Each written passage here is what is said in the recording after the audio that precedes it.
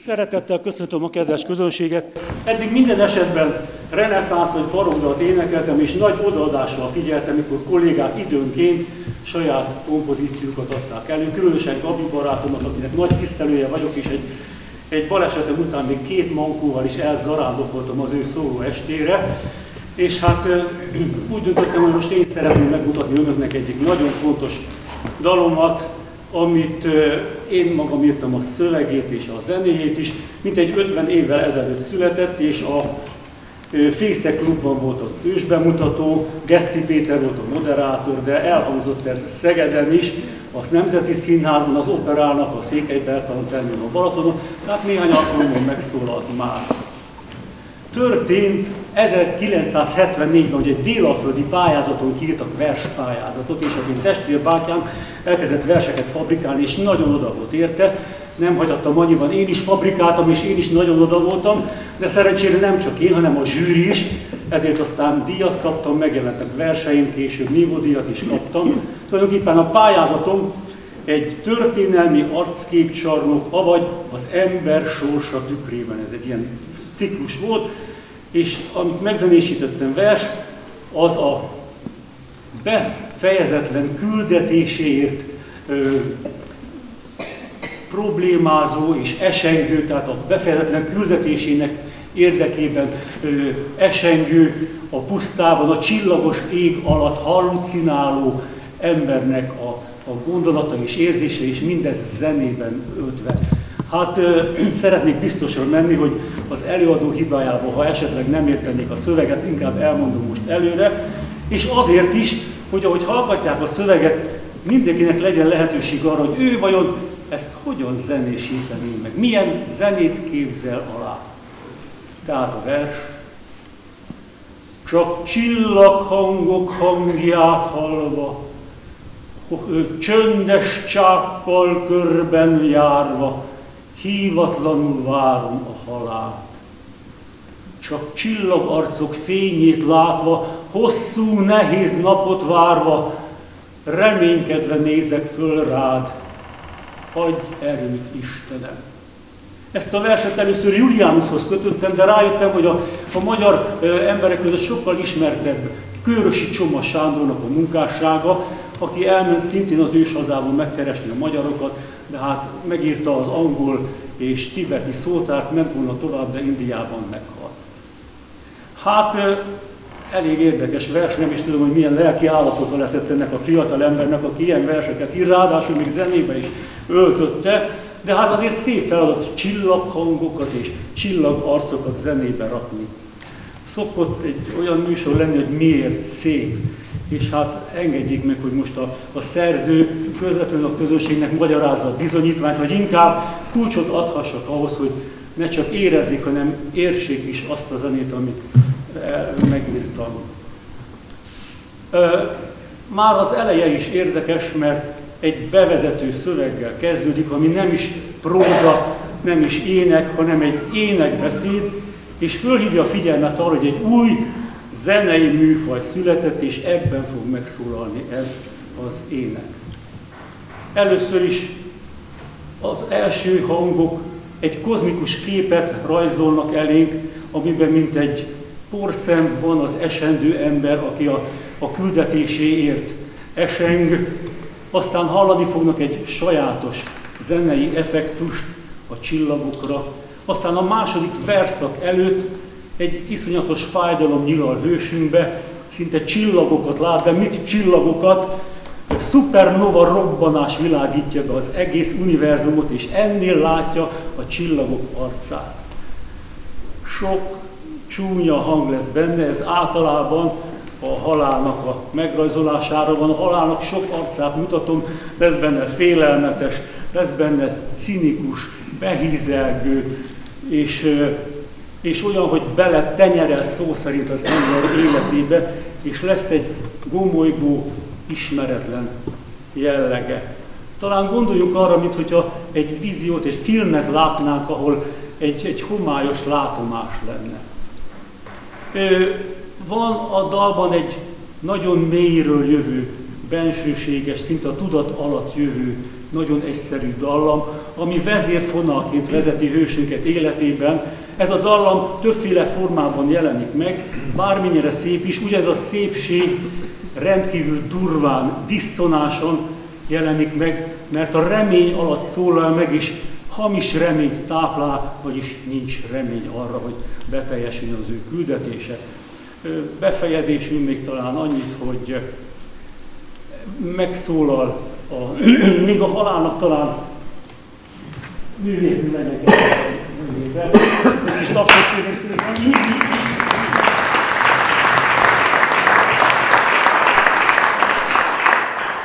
Tulajdonképpen a zeneszerzés az ihlet kérdése, jönnek az ihletben a dallamok, az ötletek, de zeneszerzői szakma is van, ami bizonyos fogások vannak arra, hogy ezeket a gondolatokat, amiket elmondtam, ezek hangban megjelenjenek. Talán arra szeretném itt fölhívni a figyelmet, hogy van a tiszta prím, tiszta oktáv, tiszta prim és a tiszta kvárd. Ebben a dalban valahogy úgy jön ki, hogy ez a tiszta szépűség legyen kedvesek. Ez a szép tiszta kvárd éppen a halálra szólal meg, és szerintem a zeneirodalomnak leghátborzongatóbb tiszta kvártyát fogják önök hallani. És hát jön a befejezés, amikor nem csak zenében szólal meg ez a bensőséges dallam, hanem kiszakad a hősünkből, és azt mondja, hogy adj erőt Istenem. És remélem, hogy önök úgy mennek az, hogy ezt a dallamot magukkal tudják inni, és szükség esetén fölidézik majd ezt a dallamot. És aztán megint ez a kozmikus kép jön, kis porszem benne, de már nem is porszem, hanem csak porhüvely, mert hősünk lelke a csillagok közé megy, ott ragyog ma is ránk az égben. És hát megszakad élete fonala, vagy zenei nyelven mondva, megpattan élete húrja.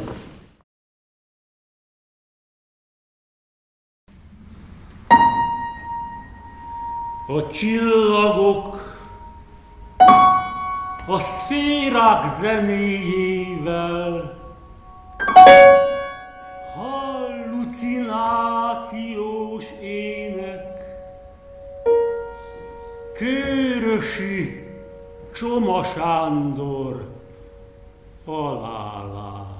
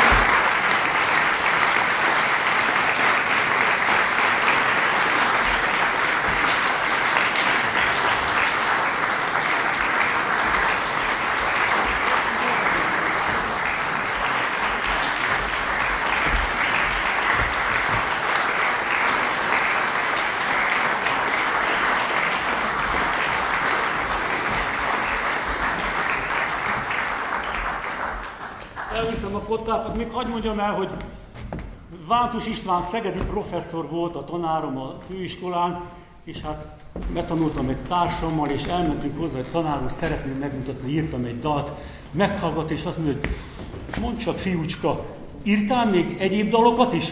Hát tanár úr, ezt az egyet írtam, és mindjárt el is jöttem hozzá.